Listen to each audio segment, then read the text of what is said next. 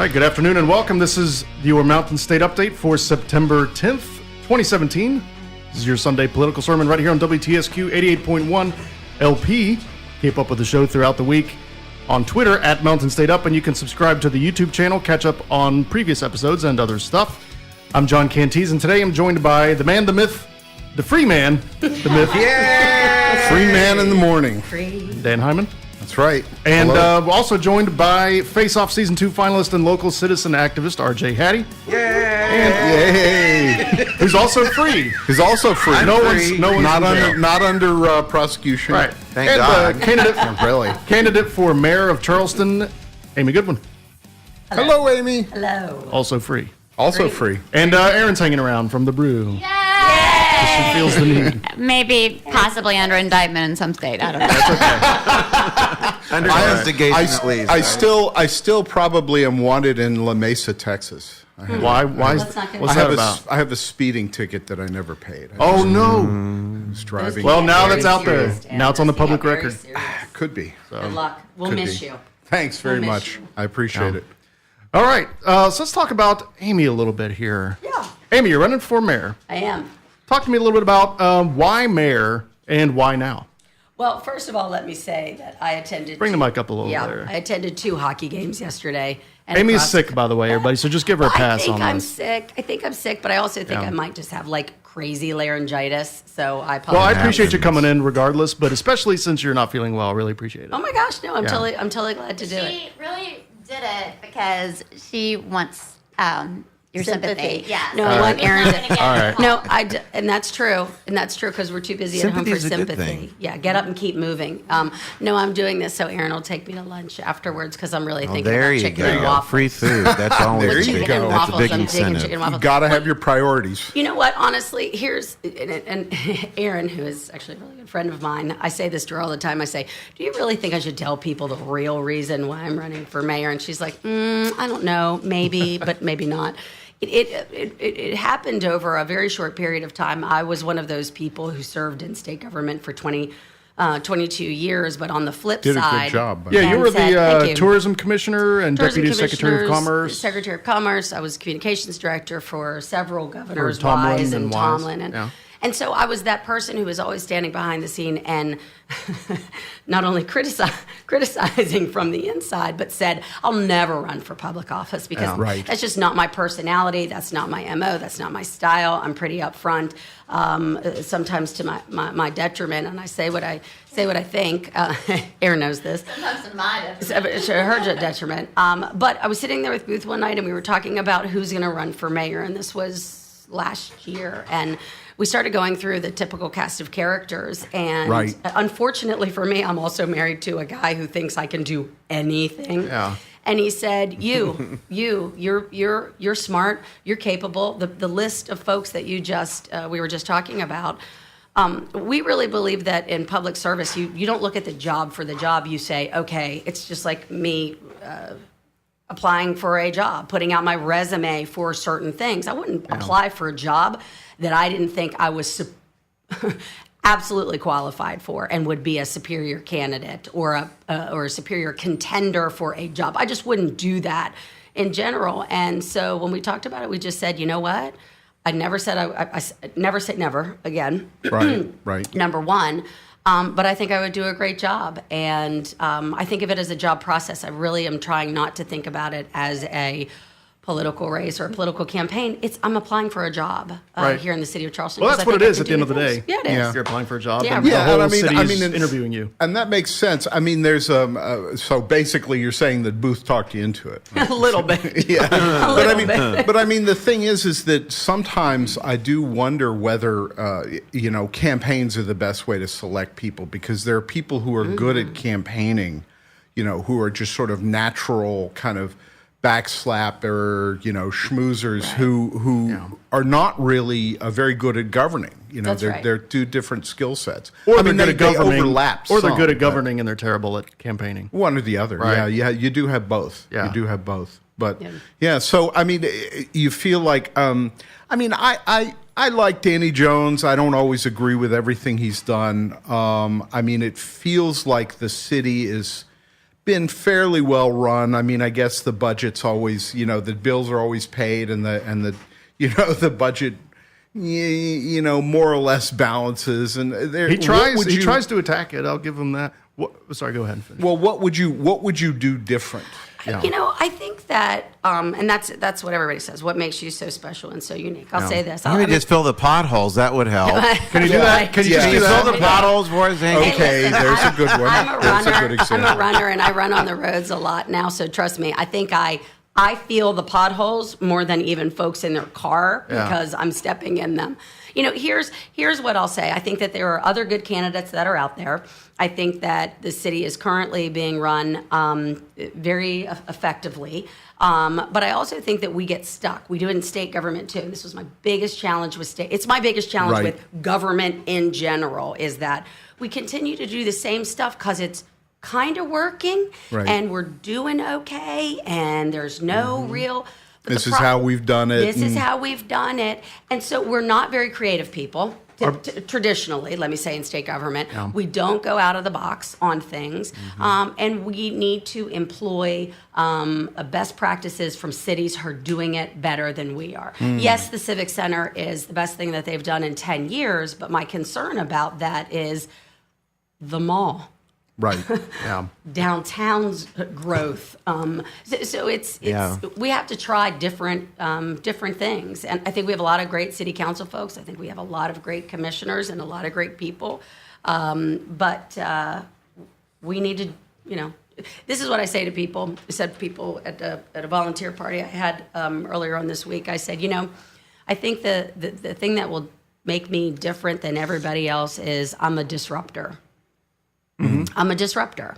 And I think that's sometimes what we need is somebody who'll try something Shake different. things up.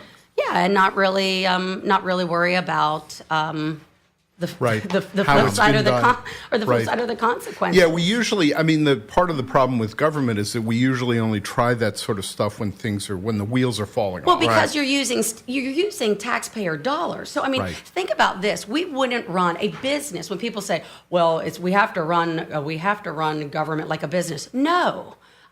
Yes and no. We're using taxpayers' monies. Right. The benefit of running, and so that's what, when people say, no, you shouldn't do that. The flip side of that is businesses wouldn't operate like government operates. Right. They, in some respects. If it's not working, or if it's just giving you marginal increases, you would look at that and say, okay, that's stagnant. That's not going as far and as fast. We don't need this inventory. We need different inventory coming in. And so I think that that's something, somebody with a forward-thinking approach to do those types of things. Charleston's been losing population the past couple years. Now, you being a former commissioner of West Virginia tourism, and tourism being one of the few keys that I think we have in this state to bring people in and maybe retain people. Sure. And keep the people that we already have. What do you think you could do?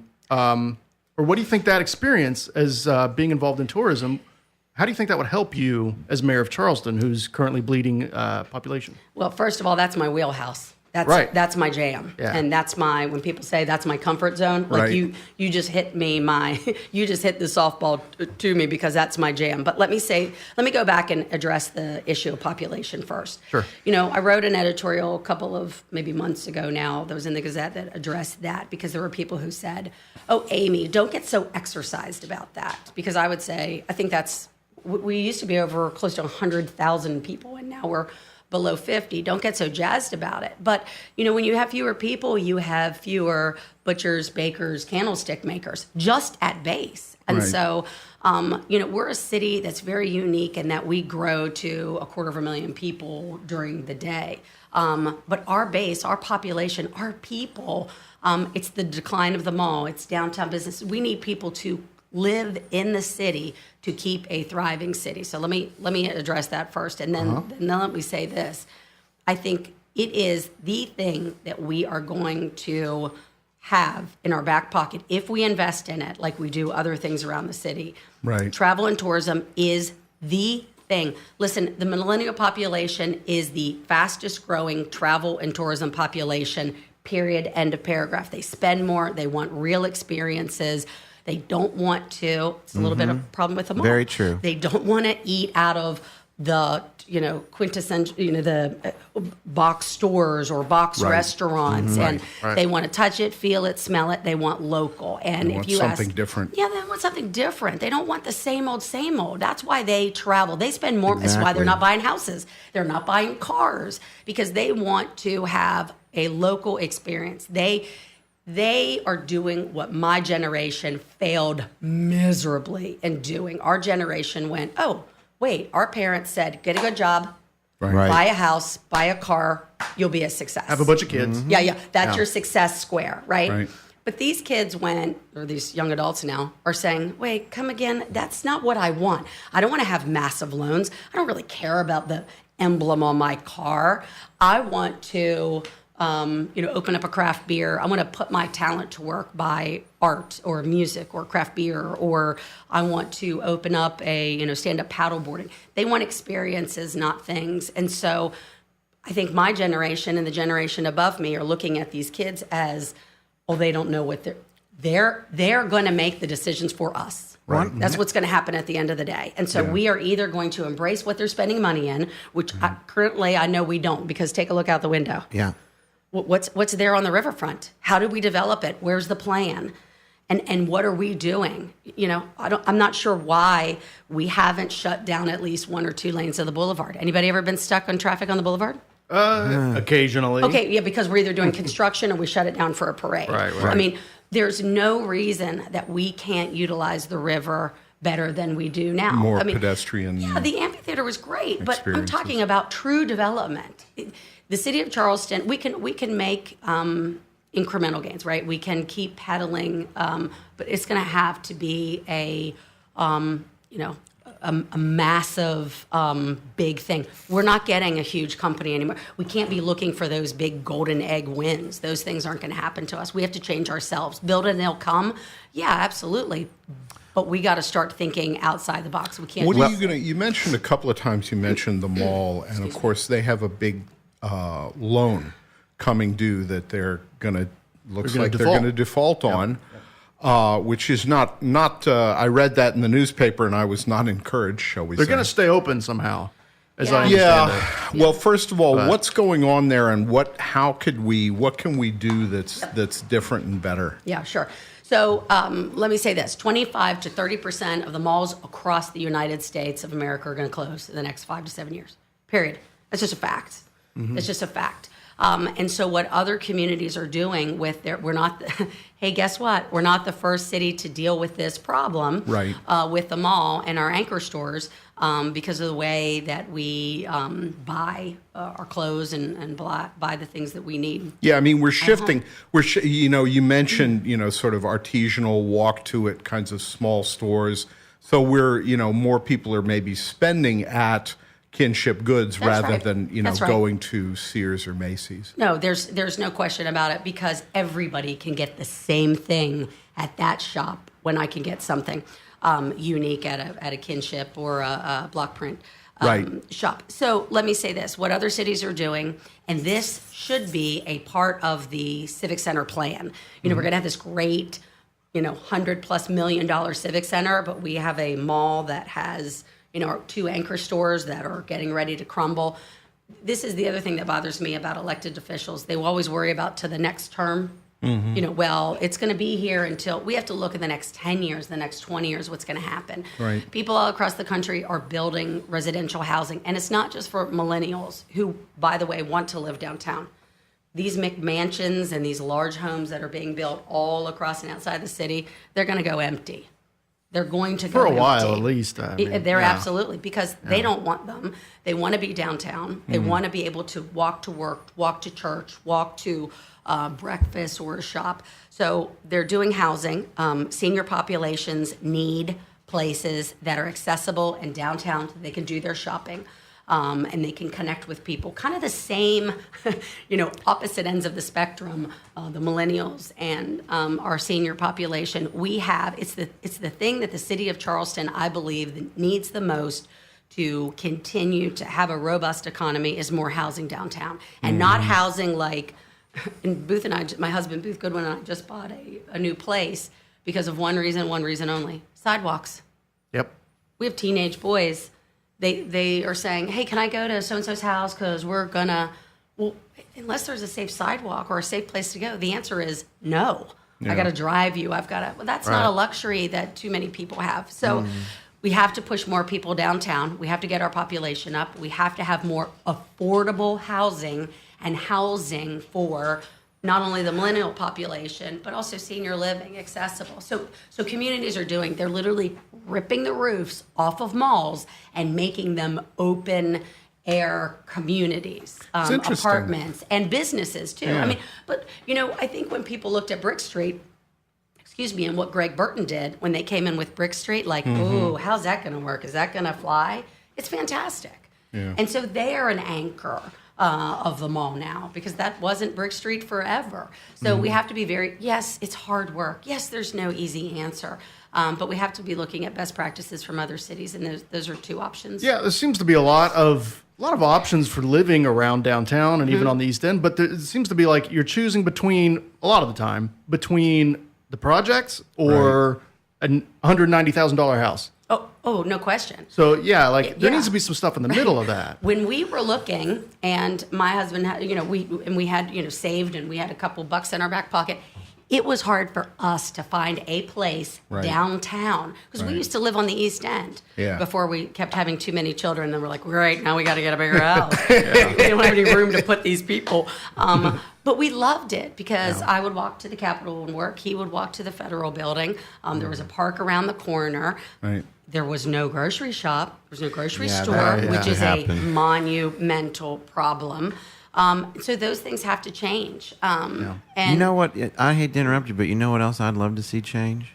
I would love to see the city take on the burden of creating a film commission for the city from a purely selfish point of view, because we have a very because our legislature and governor were so short-sighted to remove that from what we do. What a ridiculous thing that was. It was a ginormous mistake. That was a huge accident. RJ, actually, that would fit in well with what I think she's I'm not being about. funny. I'm being very serious. Right, I think that it needs to happen because we have a Correct. beautiful downtown area that is very picturesque, that we could bring film people here. I'm telling you, all I got to do is make a phone call, okay? I'll say this to you. The state of Virginia that literally eats our lunch in travel and tourism. They eat our lunch. There are two states, North Carolina and Virginia, eat our lunch every day. Last night, I don't know if anybody knows Chris Canfield, great guy, he's the marketing director at, the head marketing advertising guy for Virginia's for Lovers. Last night, posted on his Facebook page a picture of the governor and Claire Danes, an actress, and they're shooting in Virginia because they spend more money in Virginia on film than they ever have. And Georgia and their great tourism commissioner, Kevin Langston, went to the governor and said, I'm going to show you how much we can give you back. The return on investment for film, which is why it was under the Division of Tourism, is huge. And others, again, we go back to best practices. How is Virginia doing it? It was insignificant. The amount of money was insignificant in the film commission. You got me on a tangent now about that. No, I'm glad because I'm on that tangent every day. Are you kidding? Yeah, tell me. I love that somebody's finally got my back. But listen, it's not me. Go look at Georgia. Go look at Virginia. Georgia is killing everybody across the United States. It is the new Hollywood. I can't tell you. Go to Atlanta or whatever. I would love to be able to just work at home. Yeah. I work everywhere else but home, and one of my tenets has always been to try and push us whenever I'm out. And now that we don't have a film commission, how am I supposed to do that? Well, we just look irrelevant. That's the problem. It does. It makes you look backwards, and it makes you look like you don't care. It's like when my girlfriends say, oh, we have Uber. Oh, we have a Starbucks. Right. And I say, are you kidding? We should have had that 10 years ago. 10 years ago. Yeah. We look irrelevant to people who say, you don't have that. It's kind of like recycling and my kick on recycling. If we don't have a center here, we kind of look like we don't know what we're doing. To get back to some of what you were saying and just sort of this broader viewpoint, because, I've talked to a number of folks. I talked to a guy with one of the adventure resort. Right. Big adventure resort that grew out of the, it was started out in college running rafts on the Gauley and the New. Yeah, and then got to where his company got absorbed and rolled up with several other companies, and now they're running adventure tourism out of that part of the state, and they're running a resort. And he's saying, look, we can do this. We know how to do this. This is an area where the state of West Virginia can have economic growth if we invest, and we know how to invest, we know how to sell the state, and it's a direct result that if we put the resources into it. I mean, and so we're looking at, the state where we're flailing around trying to figure out what we're going to do. Here's something that we know that will work. There's a group called Longwoods International. It's the world's leading travel and tourism research firm in the world, right? They do studies every single day on different states and what our images in the state of West Virginia. Right. For outdoor travel, tourism, for outdoor adventures, we are in the top percentage in the country of what people recognize us for. Now, they have a hard time recognizing we have luxury resorts. They have a hard time recognizing we have great food or that we have great art and music, which is crazy because I always say, Mountain Stage, are you kidding me? Right. But we need more direct flights in here. That's what we need. No question about it. Yeah. But to your point on adventure tourism, we do it better than anybody. And guess what? We already have our foot in the door because the country, those who are polled, the thing that they know about us is we're the outdoor state. We already have that in the bag. We don't have to convince John that we do it better. We already have that. I mean, we got to get them here. If you're talking about these millennials and the fact that they want I hate to use this term, but I've seen it used as authentic, quote unquote, experience. But they want an experience where they, rather than, owning a big house in the suburbs, they'd rather have a small, condo or a small house downtown and then walk to coffee, and meet people on the way. It's that sort of authentic human experience that they're looking for. That's right. That's, exactly, that fits in beautifully. The music, the outdoor recreation. I mean, it also is, and this is somewhat abstract, so it's not really a question, but it's almost a reversal of what we in this country have been doing really since the 50s. Yeah, right. We've been hollowing out our downtowns, putting the commerce in big box stores in the outsides, and then we've been, sending everybody to the suburbs. And you had a lot of cities Clarksburg, Wheeling, that have, it's the shift change at 5 o'clock. You go from office workers to homeless people. Right? And there's nothing else downtown. Well, Charleston doesn't have to have that because we have this concentrated, flat land in the east side and around the river, and it's just a natural kind That's of why downtown. we've got to have housing. It's the number one. If it's not one of the number one or two priorities of the next administration, no matter who it is. Just reasonable apartments. I think that we're going to be lost. And that'd be fine too. Devolving out of having everything in malls. I mean, look at where we're sitting. Look at where we're sitting and stores. look out this window. The thing that I think we missed the boat on the last legislative session is, how many buildings I see that are historic properties. They're beautiful. They're gorgeous buildings. And, the historical tax credit, we try to get that from 10% to 25%. Why are we not encouraging people like Ty Bullock to say, okay, you're going to invest in your money. I'm going to give you a return on that investment. I'm going to give you a tax credit of 25% rather than 10% because I need... Guess what we are? Desperado. We need people to build housing and to get and we want people to make money, but we need more people downtown. The return on investment is ginormous. It didn't pass. It should have. And it was another short-sighted approach. Well, it's going to cost too much. Well, guess what, guys? Yeah. Where are we now? Yeah. We're stuck back at ground zero. We have no choice but to try something else. I have a different topic to ask about, but I want to, before I move on. Well, it's if we're done, I'm just talking about Amy Schumer, Amy Schumer. What am I talking about? Amy Goodwin. Amy Schumer. Amy Schumer. I don't know a lot of Amy's. So Amy Schumer. Listen. You want to good say one. I look like Amy? right. Yeah, I love Amy So, Schumer. any Amy Goodwin questions? Let's get those out of the way, and then we'll take a break. One more question, kind of go ahead. off topic, and I don't want to interrupt if RJ's got Yeah, go something ahead. else to say, but we're looking at, I mean, Charlottesville right now, beautiful town, lovely college town, great place to visit, nice book festival, very, intellectual, lovely downtown, a lot of this kind of stuff that we're talking about has some of that those nice amenities, quality of life. They're turning themselves inside out right now because they have a statue of Robert E. Lee in a downtown park and a statue of Stonewall Jackson in a downtown park, and they've had this big problem because they had a big, right-wing rally. Now, we have a statue on the Capitol grounds of Stonewall Jackson. So if you're mayor, that's not your problem. No, it's that's not. a Capitol problem. No, that's right. But If it were in Davis Park, downtown, what would you do? How would you handle here's what that? you're asking me. You're asking me, do I feel like tearing down a statue is going to help us move forward? And the answer is no. I mean, I'm not sure that is the answer at the end of the day. I think that we need to continue to have the conversation, and we need to erect better statues with more.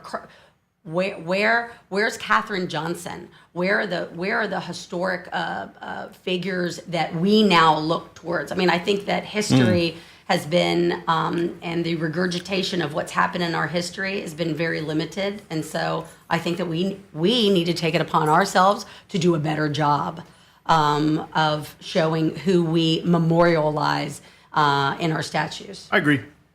And, Okay. I can understand both sides of that, but at the end of the day, I think it is By the just, way, I went to the rally that was down there. That doesn't necessarily mean I think the statue should come down. Right. Mm-hmm. It is let's have an open conversation, folks. Right. Let's have the discussion. We have This to is be able to what have the democracy conversation. does. Yeah, I mean, to that point, let's We go have to be able to ahead. have the conversation and not label each other. Right. Okay. So let's take a little bit of a break here. We're going to come back. We're going to talk about some current events. Amy, you want to hang around for the rest of the show? I'd love to. Can you handle Okay. it? Okay. All right. So we're going to be right back. You're listening to the Mountain State Update here on WTSQ 88.1 LP here in Charleston, West Virginia. We'll be right back. All right, we're back here on the Mountain State Update here on WTSQ 88.1 LP here A in little Charleston. Rage Against the Machine for you kids. By the way, if you want to follow us, you go to where, John? At Mountain State Up on Twitter. And you can And, tweet us there. Right. Let us know your questions. Let us know your thoughts. You can tweet me at PNS_WV for the Public News Service here in West Virginia. And you can find my stories at publicnewsservice.org. And we are here with Dan Hyman, and we're here with Amy Goodwin, candidate for mayor of Charleston, and we're here with Robert R.J. Hattie, Hello. the human man. The human man. RJ, what you got going on, RJ? I wanted What's to up? be an alien. Yeah, who doesn't? You should come see the out-of-time escape rooms as soon as we open on September 29th. It's going to be a that lot of sounds fun. like That's fun. so cool. And Yeah. FX University is this weekend coming up. I've got several other face-off artists coming into town. Yeah. I saw you've got a banner up on the east Yeah, side. Is you that got to for come the- check it out. That sounds like fun. We open the 29th. It's all about going back in time, so it's a lot of fun. Yeah, it's really neat. It's Bill and Ted-esque. Yeah, it is Bill very. and Ted. Thank you. That's what it makes me I laugh. could go with that. It is very Yeah. Bill and Ted-ish. Yeah. Okay, so let's talk a little bit about what happened earlier this week. DACA, right? which is, what's that stand for? Deferred Deferred Action for Childhood Arrival. childhood arrivals. Right. yes. So this was something that a lot of people don't realize, but this was put into, oh, wow. This was put into effect by Obama. My dog is very photogenic. He is. So cute. Oh, he's very really cute. cute. Yeah. Yeah. And so this was put there by Obama to basically say that if you were brought here as a child, as a minor, you can stay here. Right. That's all it was. These kids, now that they're mostly grown up, now Trump is Contributing saying, to society. And technically, now Paying I happen to, taxes. yeah, that's right. I Paying happen payroll. to believe for my own reasons in prosecutorial discretion. And that's another story. But this was basically using the office of the presidency to say these are almost entirely very productive, very educated, hardworking, law-abiding people who are doing good for us and for our economy and for contributing to our society, and they do not belong at the top of the list for people who should be deported. Well, they don't belong on the list at all. Right. Yeah. But here's the thing. So Trump gave Congress 6 months to take action. So this is what makes me think, is he just trying to... Play to his base. Well, yeah, obviously he's doing that, but is he trying to fix this issue once and for all by giving Congress 6 months to either do something or all these people are going to get deported? Is he trying to strong arm Congress into... I mean, he's given them the 6 months. I That's don't a think that's enough possibility. time. I think it's a dangerous way to do it. It's a stupid way to do it. But Well- is that maybe something that's on his mind? What do you all think? My Who knows guess, what's on his mind? I mean, my guess from watching Trump and like RJ said, I mean, who knows? I mean, this is at best a guess. Is that he went out during the campaign and he beat up on immigrants, and that's part of how he got elected, and that seems to be a very important issue to him is beating up on immigrants. And then he got into office and he said, we're going to, as part of his campaign, we're going to undo all this immigration stuff that Obama did because everything Obama did is bad. And so he looked at this and he said, okay, first thing right off the bat, we're going to get rid of DACA. Yep. Because this is immigrants, this is Obama, this is, a way to do these things to fulfill my promise. And then he started to look at it and he, proposed this and Republican members of Congress, the Speaker of the House, Republican governors were saying, you really don't want to undo this because A, it's a very popular policy, and B, these people are really, tax-paying, contributing, hardworking people. And so he looked at it and he said, okay, we're going to undo this, and that's going to make my base happy, but to kind of keep everybody from being totally pissed off, we'll give Congress 6 months to fix it. If they don't fix it in 6 months, then I'll go back and try to work on it. I mean, I think that I think we have to start at this. If we are believing Policy by the seat of the we are pants, in other believing words. that he has a strategy Right. that was thoughtful and well organized, I think we're missing. I think that's That's That's my not take. happening. You're probably right. It's not happening. Yeah. And I also think that when you run government by being a bully and by forcing people into different things, part of me when I saw that thought, the Republicans almost, and when I listened to Speaker Ryan and his comments back, it was almost just like you're trying to push us into a corner in which it was almost like a public slam of, oh yeah, you're not going to help me with healthcare. You're not going to help me with this. Right. Watch this happen. I'm not saying that lightly. I'm panicked that we have people in government who affect people's lives that do it on, spite. Yeah. Right. Yeah. Well, I and mean, and it's also that, these are people that he, like you said, Dan, he went through the whole campaign bashing immigrants of all types. Right. What good does this serve, though? I don't understand. I mean, what is he trying to well, Is he afraid they're going to get citizenship one day and vote for a Democrat? There are people who are concerned about that. There are people who are ignorant, and it's a waste of time. It really is. I mean, but there it's is pandering to a less intelligent base. I don't understand what the point of this is. We're not this country. No, we're not. We're not this country. Ridiculous. I mean, it's very. Apparently, we are because there's a bunch of people that are getting off on what he's doing. Yeah, but Republicans you know are in what? control. But we also had people that voted for Obama that voted for Trump. Right. So Yeah, I mean, there are some people that and it have was switched because they didn't want to have somebody force fed down their throat like Hillary Clinton to say, well, you're gonna take her, even though you don't really like you don't her. really like her. We're gonna make you take her. Even in West Virginia, she was our candidate, but overwhelmingly, Bernie should have been the nominee in the state of West Virginia. But no, we're gonna tell you what you want. I think I a lot don't of even know those. how that worked out. I think the a lot of delegates- what the those, delegates did? yeah, absolutely, and I That's think a lot of ridiculous. those Trump people voted, or I'm sorry, a lot of the Trump voters were Obama voters because they could not fathom me. Nobody likes to say you're going to do this and you're going to vote and this is going to be your person. That's incredibly unfair. Right. That's There's not democracy. There's a definite emotional component No to question. Trump's victory. A lot of it is fear about the future, like the old Public Enemy record, Fear of a Black Planet.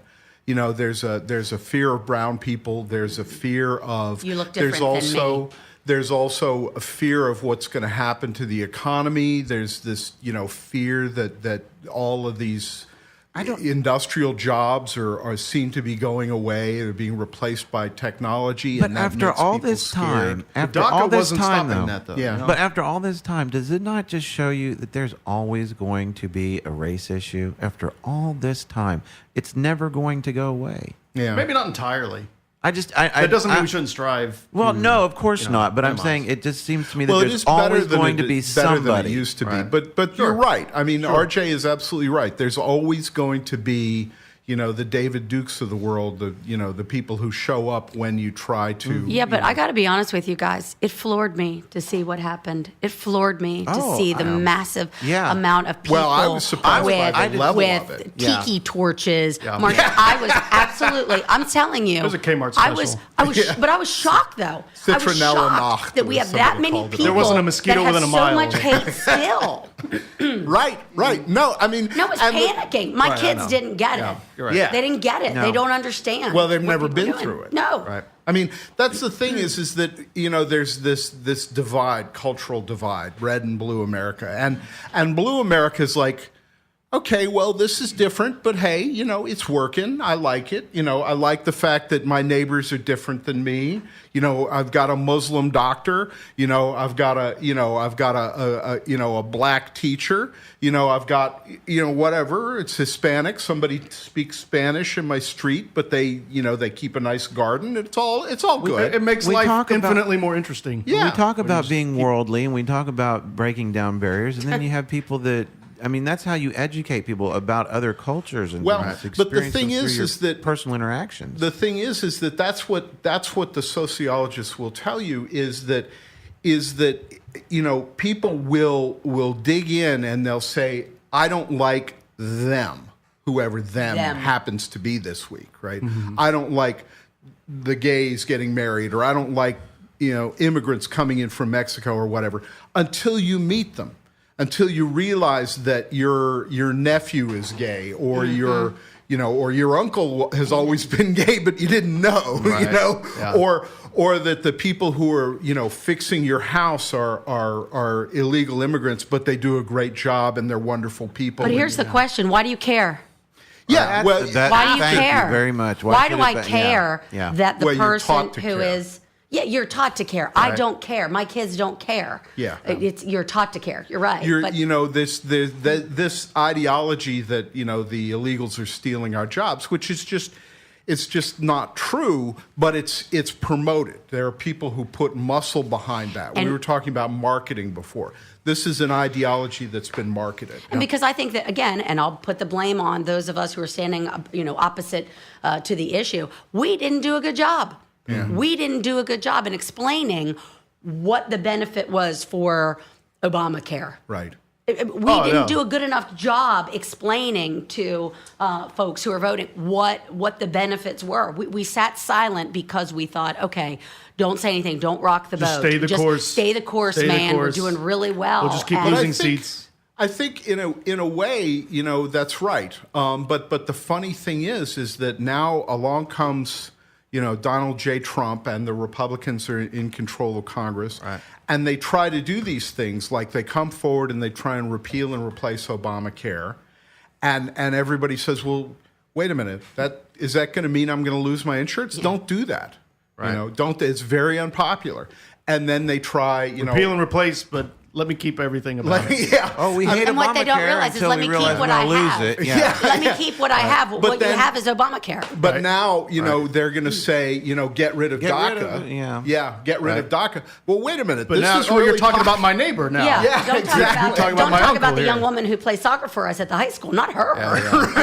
What do you do about these people that have grown up and have had families here? You're going to separate them from their children? Yeah. I mean, get real. It's barbaric. inhumane. Get real. It's barbaric. It really is Get real. inhumane.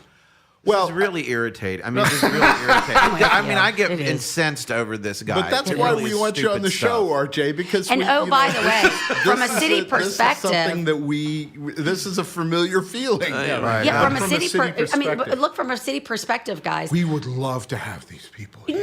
I mean, Yeah. come on. Look over. at the cities. Look at the cities that passed, the bathroom, the Right, bathroom bathroom bill. agenda. Right. They said, coliseums, people who have had multi-million-dollar contracts said, "I'm not coming to you then. Yeah. You don't include everybody. I'm not spending my money with you." Yeah. It's come on. How do you feel about sanctuary cities?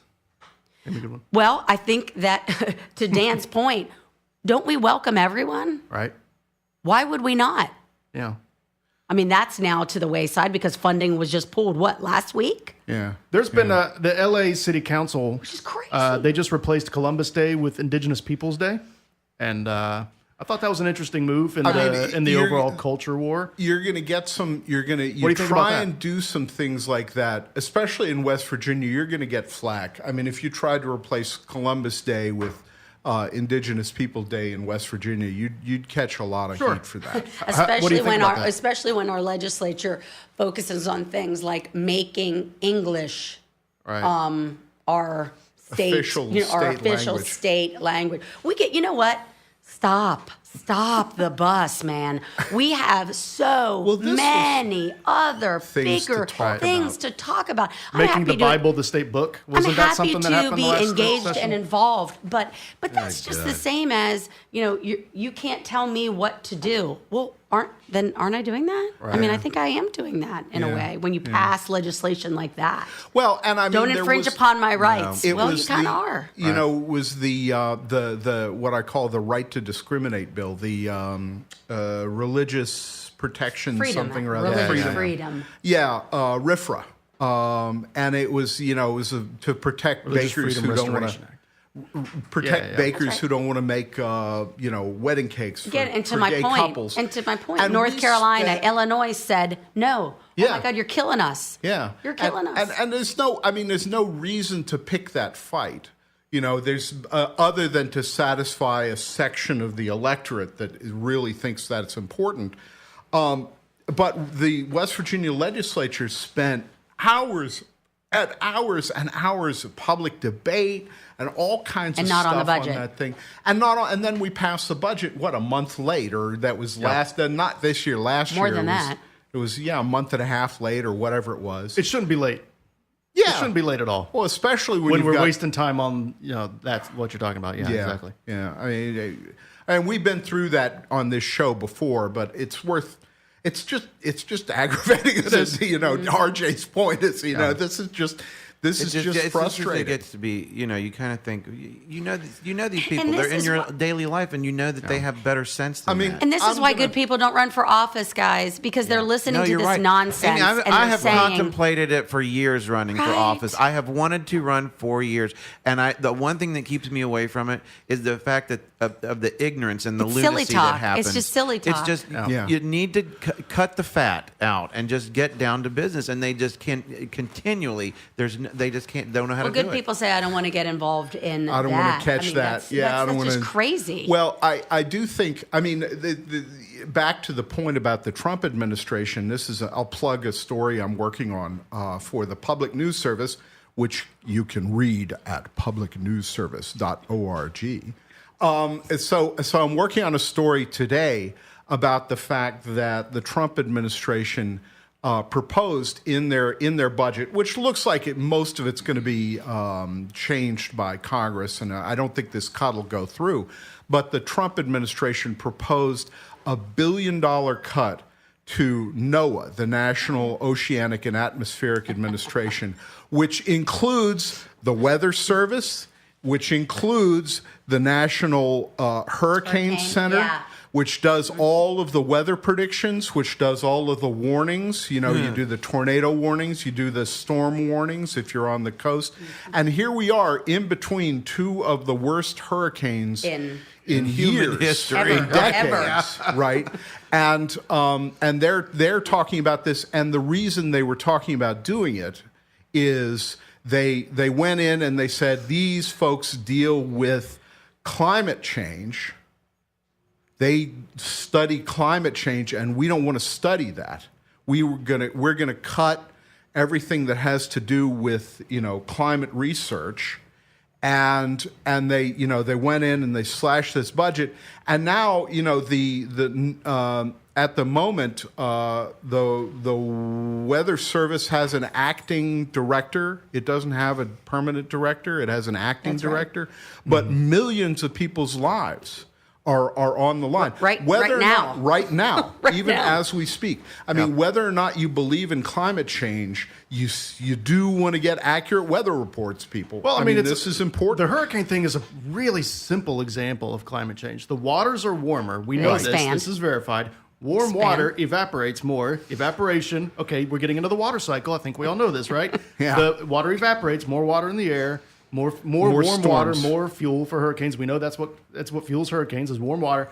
It's right there in front of you. That's something. And That's sea a level very simple rise, example. we're getting higher sea levels, which causes more storm surge. I mean, it's whether or not you believe that's the cause, we've got these problems that we have to address. Let's just go by the facts, man.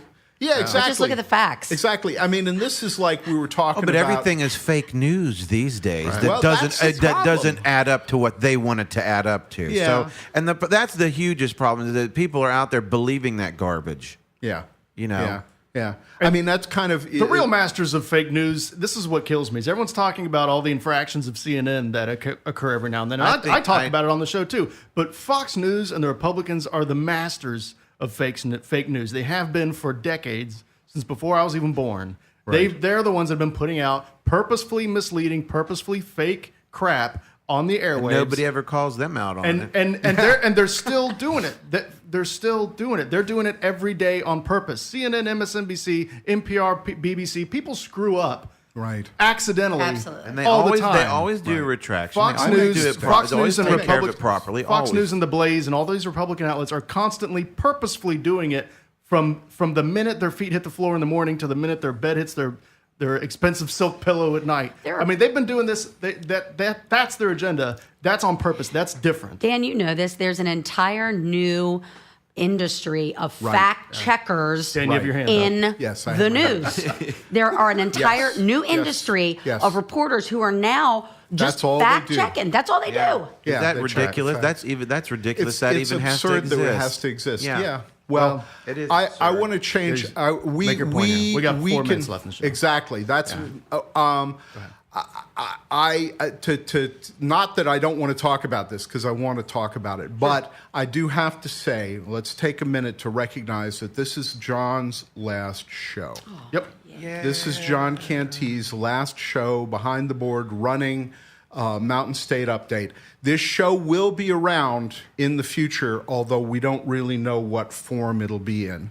And of course, we love to have RJ and John and Amy back anytime, any given Sunday. Yep. Like the movie title. And I just want to say thanks, John, for doing John. this.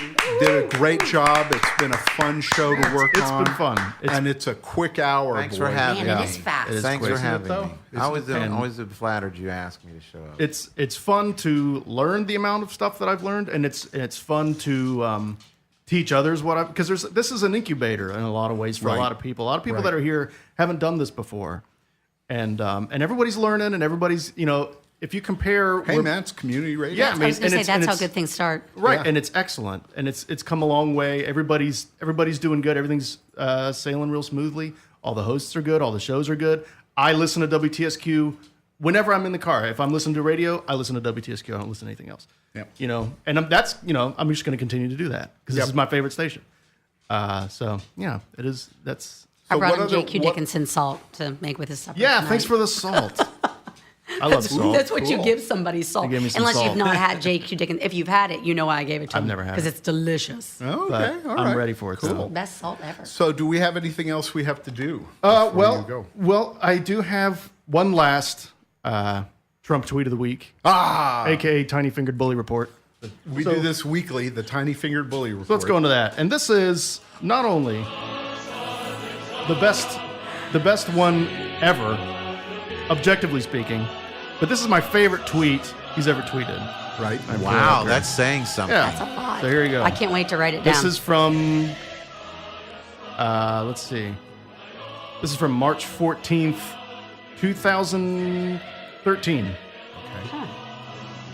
It's almost like the United States has no president. We are a rudderless ship heading for a major disaster. Good luck, everyone.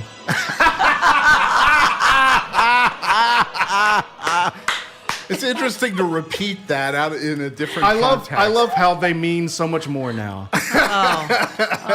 than when he tweeted them. If And the we don't- last if we one- don't laugh, we'll cry. The one we That's did, right. the one we did That's last right. week was him saying that the Electoral College is a disaster for democracy, Right. which is amazing. What? That's the only reason Yeah. he got elected. Exactly. Oh my God. He's. This is like I want to just. Part of me just deals with Donald Trump, just assuming it's like a big piece of performance art, and none of it's real. Yeah. You wish you could wake up from it. You really do. I really Right, wish we could right. wake up from this someday. All right, everybody. Well, time to wrap up the show. We're going to go into some rockabilly as always at 1 o'clock here at WTSQ. I want to thank Dan Hyman for coming in. Dan, charges are dropped. Just want to underline Free that. man. Free man. Congratulations. Until next time. He gets in trouble. I'll find some other reason. So I want to thank Dan for coming on, obviously, and being here basically every show, just for a very small handful where he was out of town or something. So Dan's been putting just as much time into this as I have. I want to thank Amy Goodwin for coming in. I want to thank Amy Schumer for coming in. I love her. I love Amy Schumer. She's so funny. And I want to thank Robert for coming in all the times that I've asked you to come in. Everyone that I've ever had on the show. If you're listening, thanks for coming in and helping make the show what it was and what it's going to continue to be, because it's just going to keep on going. I'm going to keep on going, doing whatever I do. I'm not sure what that's going to be yet, but there's some things I'm looking at. And if, Stay in touch. Let us know what you're up to. Whatever it is I end up doing, you'll all know. Everyone will find out, whatever it is. I've been looking into a couple things, so it's going to happen. But yeah, thanks for everybody for coming in. You've been listening to the Mountain State Update right here on WTSQ. Thanks for listening. Thanks for having me. Thank you. WTSQ LP 88.1 Charleston.